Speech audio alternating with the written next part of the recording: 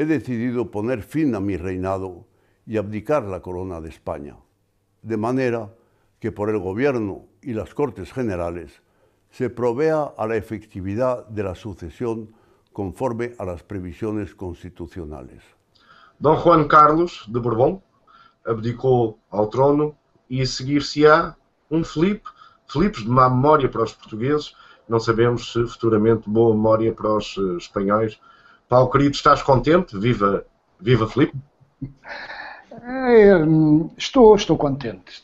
Acho que eu não sou monárquico, sou republicano, mas nós seguimos minimamente as coisas, não é? E eu acho que este homem fez muito, fez imenso por Espanha e, como tal, nós também lhe devemos um bocadinho, porque Espanha é a Ibéria e nós fazemos parte dela. Portanto, eu acho que o Juan Carlos tem um papel na história que os episódios das caças, estas coisas menores que estão a marcar ou que marcam os últimos anos do seu reinado, aqui dito com toda a propriedade da palavra, é uma infelicidade, porque ele é muito maior e o papel dele na história da Península é muito maior do que estas pequenas coisas que tanto afetaram a imagem dele e que o levam a abdicar. Penso que tudo se resume a isso, não é?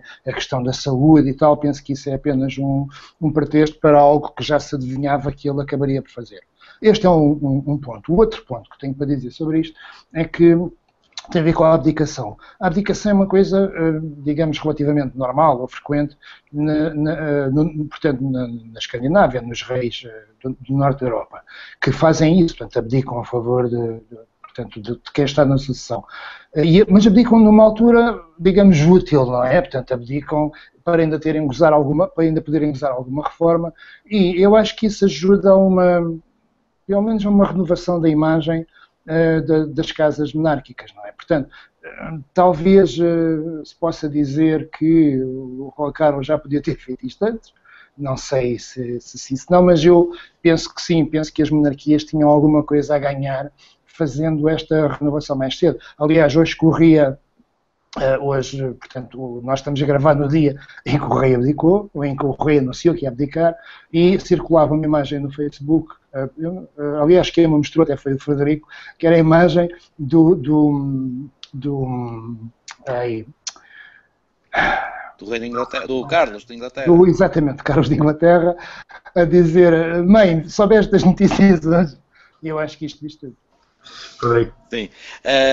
Portanto, hoje é um dia histórico, nesse sentido, porque eu lembro-me sempre do rei de Espanha, desde pequenino, e, portanto, agora vamos ver finalmente uma monarquia em funcionamento aqui tão ao perto de nós, de uma forma tão culturalmente próxima de nós, a acontecer. E, portanto, vai ser com interesse que eu vou ver como é que o regime espanhol vai manter-se, ou, como dizem também aí, há espanhóis que querem um referendo à monarquia antes sequer de saber se Filipe ou não será o próximo rei.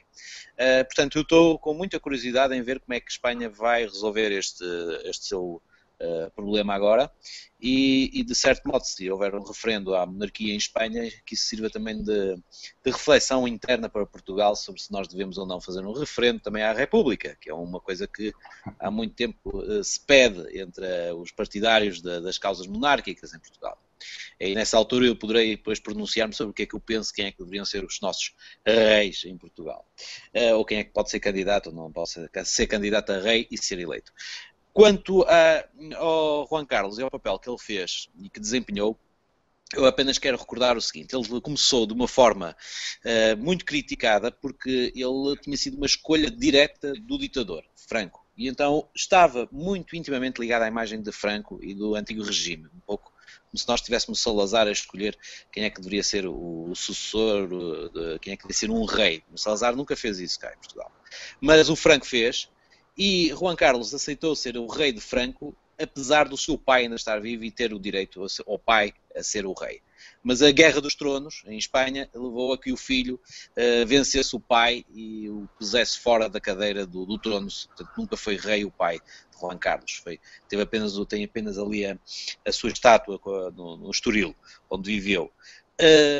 Mas Juan Carlos só se firmou como um grande rei para unir a Espanha a partir do golpe do 23 de fevereiro de 1981, da tentativa de golpe de 23 de fevereiro de 81, em que ele vai à televisão dizer que está contra os militares e que defende a democracia. Ora, ainda recentemente morreu Adolfo Suárez, que era o primeiro-ministro nessa altura, e que consigo levou um segredo. Adolfo Suárez já estava vítima de doença mental de Alzheimer, penso eu que seria Alzheimer mesmo. E, portanto, já estava sem memória. Mas com a morte física de Adolfo Suárez, começou-se a criar a ideia de que o próximo, não a morrer, mas a próxima pessoa vítima da morte de Adolfo Suárez teria que ser o rei. O rei teria de abdicar, precisamente para proteger o segredo que ele ainda transporta. Isso é uma tese muito interessante de um livro que eu estou ainda a ler, que é este livro, da jornalista Pilar Urbano, chamado precisamente La Grande Desmemória, e que explica precisamente como é que, inevitavelmente, a conclusão teria de ser esta. O rei, para manter ainda o pouco que já se começava a tentar descobrir do verdadeiro papel que ele teve ou não na implicação do golpe de Estado, se ele teve ou não por trás daquela tentativa de golpe de Estado de 23 de fevereiro de 1981, e que o firmou como rei, se agora estava a desmoronar. E aí a melhor altura de esconder isto é trazer realmente o Filipe à baila. E, portanto, eu acredito que a abdicação tenha a ver precisamente com a morte do Adolfo Suárez há uns tempos atrás. João. Bom, então vamos lá. A monarquia é um sistema ultrapassado porque confia numa só família por vontade divina e, neste caso, aceitação através do Vaticano, que tem lá um homem infalível que passa os papéis, um homem, outro já esgotaste homem. As tuas três clichês. Falaste 4 minutos e eu não te interrompi. Agora eu sei, mas eu disse coisas que não são clichês. Não. Frederico, mas é para teu bem. 4 minutos e eu não te interrompi. Agora, é para teu bem. Continua. Um bom democrata que és, não é? Sim, mas é para ajudar. Estás a dizer clichês. Não, mas eu não preciso de ajuda. Completamente desequivocados. Não. Eu não preciso de ajuda. Muito obrigado. Deixa lá, estás sossegado. Já falas a seguir. 4 minutos, falaste tu, não te interrompi. Falo eu à vontade, se não te importas. Bom, dizia eu, antes do Frederico Duarte Carvalho interromper em defesa da monarquia, que a monarquia é, de facto, algo divino, porque senão não há justificação nem sustentação para haver só uma família a representar todo um Estado. Muito menos o de Espanha, que tem vários Estados-nações dentro do que é uma grande amálgama, como se verá já. O MAS já veio dizer que o percurso para a autonomia da Catalunha não vai parar. E, no momento em que estamos a gravar, há dezenas de milhares de pessoas em Calhau e no Sol a pedir o referendo. Posto isto, portanto, o meu apreço histórico pela monarquia neste momento está para com a monarquia espanhola como está para a monarquia dos filmes da Disney. Acho que são histórias lindas. A Letícia, a Pantorra, a Duquesa d'Alba e todos dentro de um barco fazem histórias muito lindas, mas em animação. De resto, acho que já não tem sustentação nenhuma. Agora, resta saber. Eu não concordo nada que haja um referendo em Espanha, porque um referendo já esta geração quase toda estava viva. Concordo, no entanto, que haja um referendo em Portugal, para ver qual é o nível de capacidade política que nós temos de decidir o nosso futuro, porque passaram 100 anos de uma república que teve 3 fases, não é? Estamos na 3ª fase da república, e ao contrário do que o Frederico dizia, seria o Marcelo Caetano a escolher quem seria o sucessor, não o Salazar. Mas isto é um país engraçado, que o Salazar andou numa cama de hospital enganado e soube através de um miúdo de 5 anos que já não era presidente do Conselho. Portanto, aqui o golpe palaciano seria muito mais engraçado, seria muito mais vivaz, digamos assim.